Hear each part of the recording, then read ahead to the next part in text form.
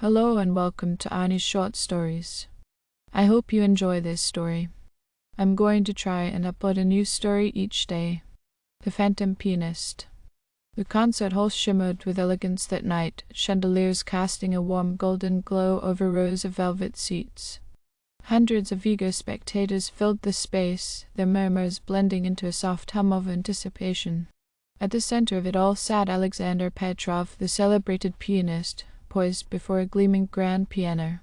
His fingers hovered above the keys, ready to unveil his latest triumph, a composition he claimed as his own.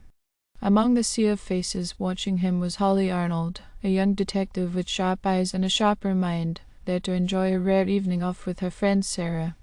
Petrov began with Chopin's Nocturne in E-flat major. The music flowed like a gentle stream, each note crystalline and pure. Holly leaned back, letting the melody wash over her, but something tugged at her attention, a man in the front row, fidgeting nervously, his fingers tapping an erratic rhythm against his knee. She nudged Sarah. "That guy looks twitchy. What's his deal?" "Probably just excited. Petrov's a legend." The intermission came and went. Holly kept an eye on the restless man, her detective instincts buzzing faintly beneath her enjoyment of the evening. When the lights dimmed again, Petrov returned to the stage. He launched into Rachmaninoff's prelude in C-sharp minor with a fervor that electrified the air. The audience held its breath, captivated until the unthinkable happened. Midway through the piece, Petrov's hands stumbled. A note went sour. Then another. He clutched his chest, his face twisting in agony, and with a guttural gasp he collapsed forward. His head struck the keys, unleashing a jarring cacophony that shattered the silence. Screams erupted. Holly shot to her feet, heart pounding, as chaos swept the hall. She pushed through the panicked crowd, her voice cutting through the din. "I'm a detective." Reaching the stage, she knelt beside Petrov, pressing her fingers to his neck. No pulse. His lips were tinged blue, his skin cold and clammy. "Poison," she muttered. She stood, scanning the stunned faces around her. "Nobody leaves this hall. We've got a killer here." Holly took charge with the calm authority of someone far beyond her years. "Sarah, call 911. Her friend nodded, fumbling with her phone. Turning to the nearest staff member, Holly barked, "Block all exits, now." The usher scurried off, and Holly faced the orchestra, still frozen in shock. Did anyone see anything odd during the performance? It was all normal until he just fell. The police arrived minutes later. Holly briefed them quickly, then turned her attention to the crime scene. A glass of water rested on the piano, its surface undisturbed. She flagged a forensic tech. But something else caught her eye, Petrov's fingertips, faintly blue, as if stained. She crouched by the piano, inspecting the keys. A subtle sheen coated some of them, barely visible. "Check these two." "I think the poison was on the keys." While the forensic team worked, Holly questioned the staff. Who had access to the piano before the concert? The stage manager, a wiry man with glasses.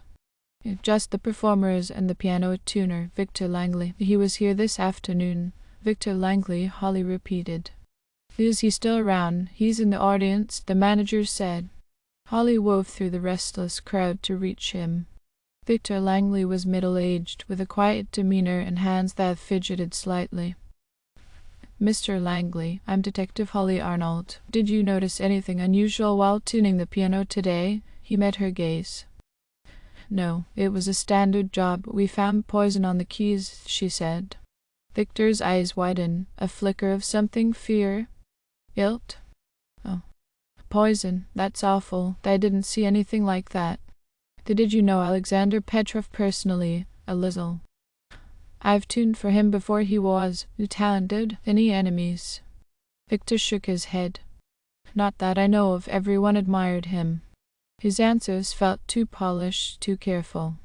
She thanked him and moved on, her mind churning, digging deeper. Next, she spoke to Petrov's manager, a polished woman named Alina Voss, who stood wringing her hands near the stage. He was about to premiere a new piece.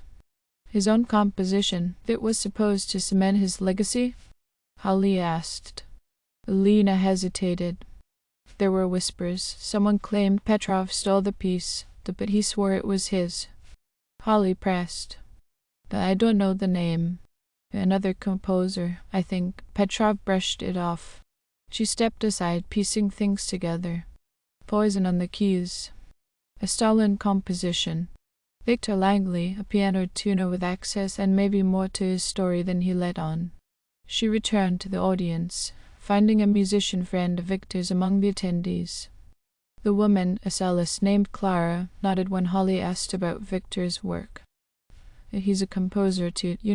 Last month he played us a piece he'd written. It sounded just like what Petrov performed tonight. You're sure? Positive?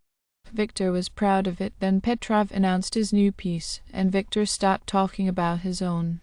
The forensic report came back as Holly mulled this over. No poison in the water glass, but traces of a slow-acting neurotoxin on several piano keys, specifically those used heavily in the Rachmaninoff prelude. The pieces clicked into place. She found Victor again, this time near an exit, his coat slung over his arm as if preparing to slip away. "Mr. Langley," she said, "I know the composition Petrov played was yours. He stole it, didn't he?" Victor froze.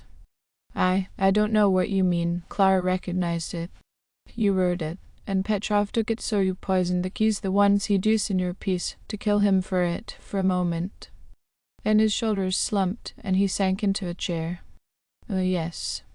He stole my music, my life's work. I begged him to give it back, but he laughed, said I'd never prove it, so I coated those keys with poison, a neurotoxin I got from a contact. I wanted him to die playing my piece, so the world would see it was cursed." Holly stared at him. "You'll have to come with me, Mr. Langley." As Victor was led away in handcuffs, Holly stood alone on the stage, gazing at the piano, silent now, its keys a mute testament to betrayal and vengeance. She thought of Petrov's arrogance, Victor's desperation, and the fine line between genius and ruin. The case was solved, but the melody of that night lingered, haunting and unresolved, in her mind. Thank you for listening. I hope you enjoyed this story. Please don't forget to like, and even better, like and subscribe. Thank you very much, and I hope you have a great day.